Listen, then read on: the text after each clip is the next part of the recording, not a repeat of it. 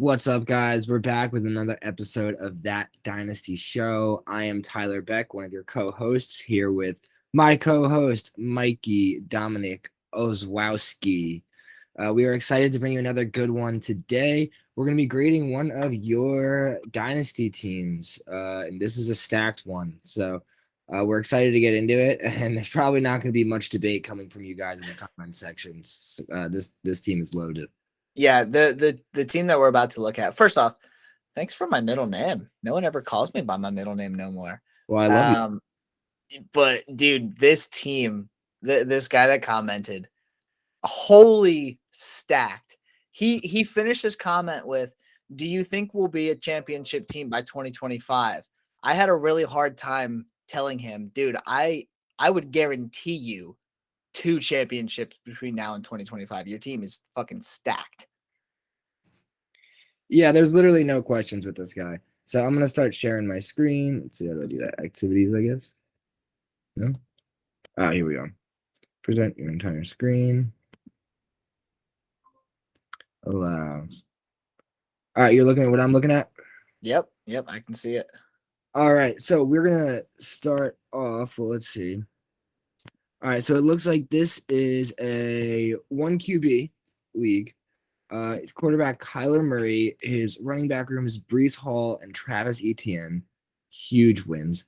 Receiving room, Justin Jefferson, Drake London, Jameson Williams, Tim Patrick, what was his name? Dubes. Yeah, I still can't pronounce it. Right. Romeo Dubs. Yeah, whatever the hell. Dubs, I think maybe. Yeah, whatever. It doesn't even matter. He's irrelevant. Velus Jones. Let's see. Alberto at the tight end spot. And who's our starting tight end?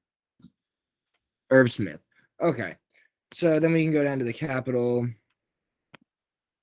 And we just have 1, 2, 3, 4, 5, 6, 7 first round picks next year. And it looks like he's got more than one in 2024 too. He's got at least 2 in 2024.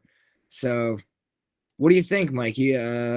What are your opinions on this team? Just looking at it, what moves do you think you might make? Well, you know what my first reaction is? Who the fuck has a 6th round? I see he's got a 6th round pick in here somewhere. And I guess I would expect that out of IDP, but in single quarterback, you guys are really digging into the bottom of that barrel. So kudos to you guys. You're probably finding guys that's not on anybody's radar. We'll start off. It's a 1 quarterback, right? Quarterback, Kyler Murray. Backups were Matt Ryan and Zach Wilson. I mean, that's fantastic, right? Kyler Murray is obviously at worst a top 8 option. And then you got Zach Wilson, who's very promising. You got Matt Ryan, who is old. He's an oldie but a goodie. And coming with Indianapolis, I mean, with this team, you're never going to have to worry about a quarterback ever. Running backs, and I'll let you talk a little bit on this. So we got Brees Hall, Travis Etienne. I think that might be it. Those are the only 2 running backs on the entire roster, from what I can see. So that's a little concerning. I see a lot of empty bench spots. I'm not sure, what the background is on this. My first reaction is I'm scared to shit if I only have 2 running backs on this entire team. But I am a really big fan of Travis Etienne. I think he could break out this year.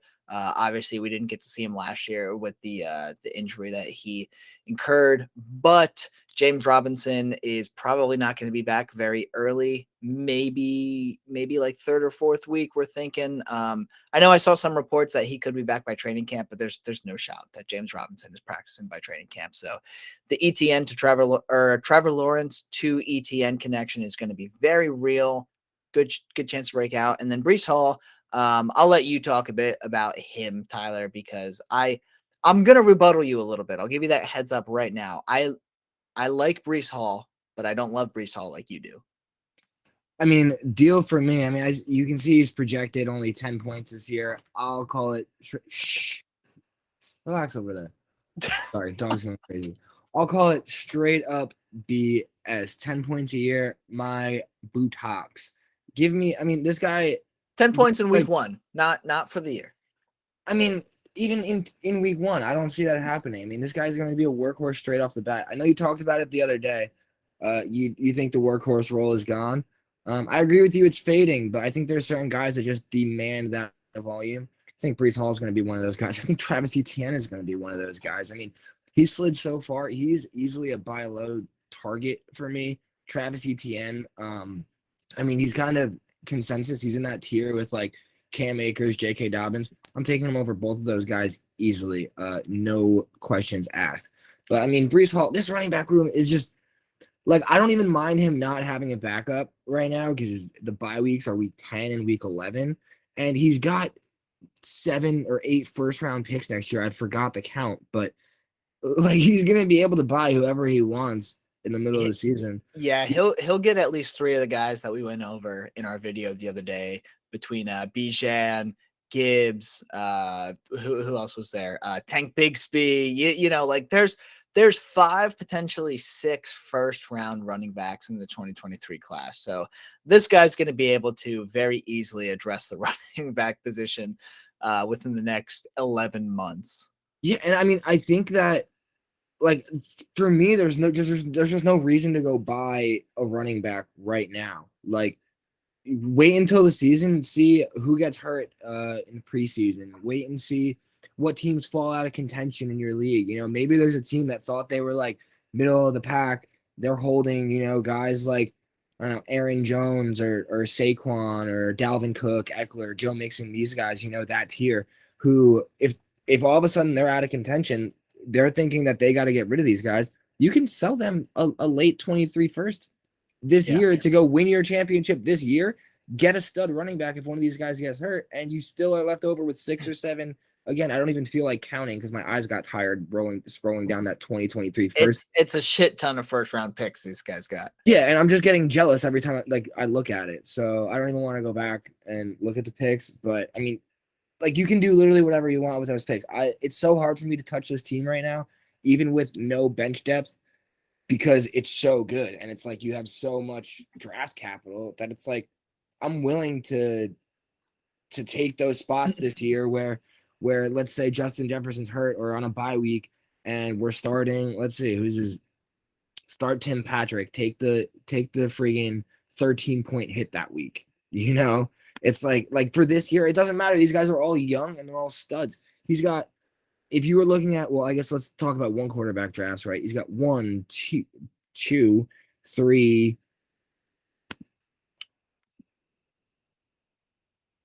3 or 4, depending on how you look at Drake London. I mean, these guys are like in the top of every startup draft. You know, these guys are in the top 2, 3 rounds of every startup draft. Maybe not Drake London, but yeah, Drake London well, in the next couple years might be in the top 2, 3 rounds of startup drafts.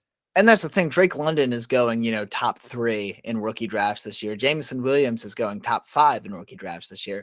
So between those 2 guys, plus Justin Jefferson, I mean, if we're looking at things from a practical way, he's got 3 top 20, maybe top 24 wide receivers already. Justin Jefferson's a top 2, depending on whether you prefer him or Jamar Chase. And then at least one of Drake London and Jameson Williams, one of them is going to hit and be a yearly top 15 receiver. I can almost guarantee that. So he's got a very strong foundation between Hall and ETN. He's got Jefferson and London and Jameson Williams. The only knock that I have on this team, and there are a lot of bench spots, right? So presumably he's going to get guys on free agency, the super sleepers at running back or super sleepers at receiver, whatever.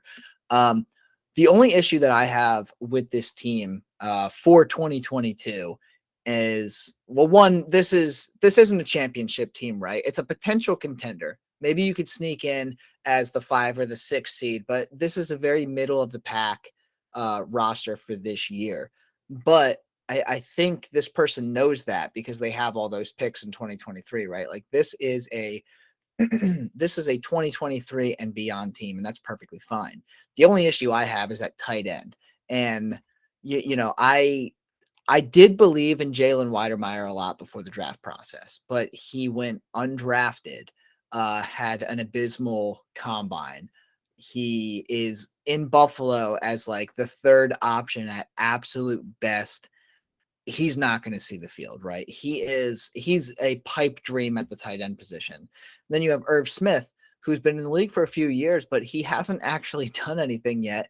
And there's like this cult following for Irv Smith, right? I personally don't understand it. I don't know if you're a big Irv Smith guy or not, Tyler. But the good news is that he's got 7 picks in 2023. And Michael Mayer, when we did our 2023 rookie draft the other day, Michael Mayer was the top 10 pick. So presumably, if he's really screwed at tight end this time next year, well, Michael Mayer's coming to his team, right? Yeah, I mean, it's almost impossible to mess this team up, like we were talking about this, I don't know, last week, 2 weeks ago, not on a video, but just me and you were talking. It's like you type your team every asset into relax. You type every asset into keep trade cut on your team, and you see how valuable your team is. How much value are you holding on your roster? And there is just no one in the league that's gonna come close to this guy. It's not even gonna it's a joke. It's not even gonna be anywhere close to a contest. I mean, this guy's got the most valuable team in his league, and it's this league in my eyes is his to lose. The thing is, Yeah. I understand that 2022, due to lack of depth and maybe a weakness in the tight end spot, just youth and your wide receiver 2 and your flex spots or whatever. It's like I'm not tearing down from any of these guys to take No. depth. I'm not Yeah. tearing down from Justin Jefferson to. I mean, I don't know. I guess if you gave me CD Lamb in a first, but I don't even know if I'd take that because you have 7 of the first round picks next year. So it's like, what's the point of Yeah. getting to pick one up? There is almost no situation where this guy's trading away Justin Jefferson. Someone could offer you, maybe if they offered you the other 5 picks of next year's Mhm. first round, okay, maybe. But even if someone offers you potentially 2 first round picks next year, like, no, because it's going to take you, you got 7 first round picks. It's going to take you minimum 2 of those to find a guy that's even 80% of Justin Jefferson. So it's like, unless you're getting, if you tear down to CD Lamb, a T Higgins, someone like that, and get an additional first, maybe 2 first, okay, maybe you consider it, but there's no reason, right? So it's definitely a team that's going to thrive in the very near future. I don't know if 2022 is going to be your year, depending on when those picks are in the first next year. Like, for example, if you have 1, 2, and 3, and you come away with Bijan Robinson, either JSN or Keishon Butte, and potentially even Gibbs as well. I mean, those are all immediate impact players. So this guy, wild card in 2022, potential legitimate contender in 2023. And then I would be very surprised if you're not a top 3 team in your entire league from 2024 to 2026. I mean, I think this guy's just gonna own the league, And I mean, I know we said we wouldn't tear down from Justin Jefferson, but I don't think I'd tear down from any of these guys. Travis Etienne's at the top of his tier. Brees Hall, I think, is right in the middle of the pack. It's like, I mean, the only one I could say I might sell high right now, ironically, would be Brees Hall because it's kind of tough for his value to go up from where it's at. No one's gonna sell him for less than 2 first round picks, but no one's really paying that much for him either. And it's kind of hard to go up in value from there. Even from there, you look at Jonathan Taylor. It's like Jonathan Taylor, Jamar Chase, Justin Jefferson. You think these guys, in terms of value, are worth 3 first round picks. Everyone agrees on that, but still, almost no one's really willing to pay that exact price for it. So I mean, Exactly. I don't think I'm making many moves on this roster as is. In fact, I might even put Tim Patrick and Zach Wilson and Dubes in my starting lineup just to tank for the year if I own my first round pick, just to ensure that I'm getting Bijan again next year. I mean, especially in a 1 quarterback league, there's almost like no point in taking CJ Stroud or Bryce Young anywhere in that first Yeah. round. So, I mean, I love this team, and I would probably buy it from you, Pope. So if you're watching, and you're Yeah. interested, Very, very good job, viewer, Pope, as they call you in Discord, it looks like. But before we sign off here, Tyler, I'm going to ask you 2 questions, and they're both grading questions. So, scale of 1 to 10, what would you grade this team immediately for 2022? if this was a redraft team, probably like B minus, B max. Yeah, but I mean, it's not a redraft team; it's a dynasty team, so it's getting an A plus from me in terms of the value you have on your roster and the moves you're going to be able to make. This team could win in 2022 if he felt like it. He can ship three of those 2023 firsts for contending pieces and just Yeah, easy. run away with the league this year, no question, and then still have 4 first round picks next year and be stacked to run the league for the next 5 years. So, I mean, you could do anything you wanted with this team. This team's literally a gold mine. Yeah, this league is yours to lose. You know, you've heard of the saying or the movie, the saying, I don't know which came first, too big to fail, right? This team is too good to fail. You got way too much going on. I would be very surprised to see this team go without a championship between now and 2025. So your window, I wouldn't say it's open in 2022. I would agree with you that it's probably a B minus, maybe even a C plus for the immediate year. But yeah, 2023 and beyond, this is your league to lose. You are going to run this league for quite a substantial amount of time, I Yeah, think. but that being said, like, yeah, it's B minus right now based on your starting lineup, but you can make moves at any point to all of a Yeah. sudden turn yourself into an A roster this year. And like, let me think about it. Like, if you think you're a contending team right now, right? A couple months from now, all of a sudden, 4 weeks into the season, you're 1-3. You have Devonte Adams on your roster. You have Tyreek Hill. You have Aaron Jones. You have Dalvin Cook. Who you can't hold on to those guys because you're destroying your team, and especially when you're Pope, you are literally probably one of the only three people in your league that has first round picks who's going to be able to buy these guys. So you're going to get them at an especially cheap price. Like the guys who are selling you these expensive vets, they're not going to be able to say, oh, like, give me a first and a second because they have no negotiating power. There's no one else they can go to. You're the only one in the league that's got that power. And I mean, God only knows what kind of value you're going to see coming your way to get closer to that 2023 draft because when the casual dynasty community wakes up to that 2023 class, and honestly, I think they pretty much already have. It's pretty tough to get 2023 picks across the board. There's just an endless row of possibilities, and I'm just jealous in every way and wish that I was playing in this league. Yeah. So in final, to answer your question, Pope, you said how would you have done this rebuild differently? And the answer is I wouldn't have. This is the perfect outcome. You've got a young core, you've got a stud receiver, you got a guaranteed stud receiver, plenty of young assets. You got 7 first round picks next year. I mean, you crushed it. There's nothing else that we can say to praise this team besides you absolutely crushed it, and it's your league to lose in the coming future. So you know, but we appreciate your early support in the channel 1,000%. Really happy that you're subscribed and in our Discord, liking the videos, comments on everything like that. So really appreciate you, and you know, very happy to make a video about your juggernaut of a fucking team.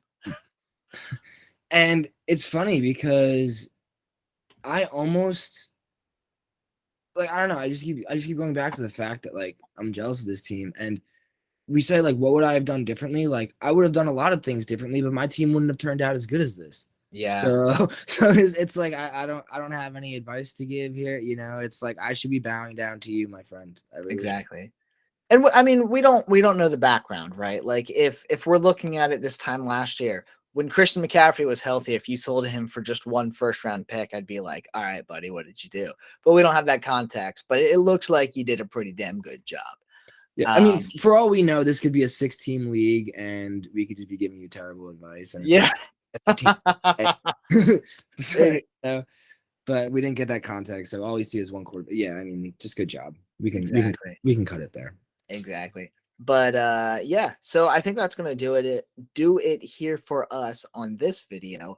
If you're watching and you're not Pope who submitted this team, you know, feel free join our Discord. Wow, I can't talk.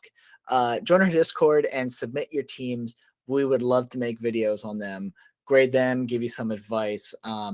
If it's not nearly this good, that's perfectly fine. We won't call you out.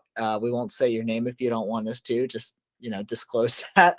But Yeah, we love doing stuff like this. We love talking Dynasty. We love talking football teams, and especially breaking down other people's football teams and giving some advice. What would we do differently? Give you praise where praise is due, right? This team's awesome. So feel free to post those in our Discord, and we'd be more than happy to make a video on it. Yeah, I mean, he's got 2 top 8 running backs, number 1 wide receiver. All right, forget it. I'm done. Yeah, Tyler's over here drooling, so I'm Yeah. gonna go ahead and end this video now. But for me, for Tyler, for that Dynasty show, thanks for tuning in today. And like I said, if you got a team like this that you want us to go over, join our Discord, put it in there, and we'd love to talk about it. But thanks for joining us on that Dynasty show today, and we will see you next time.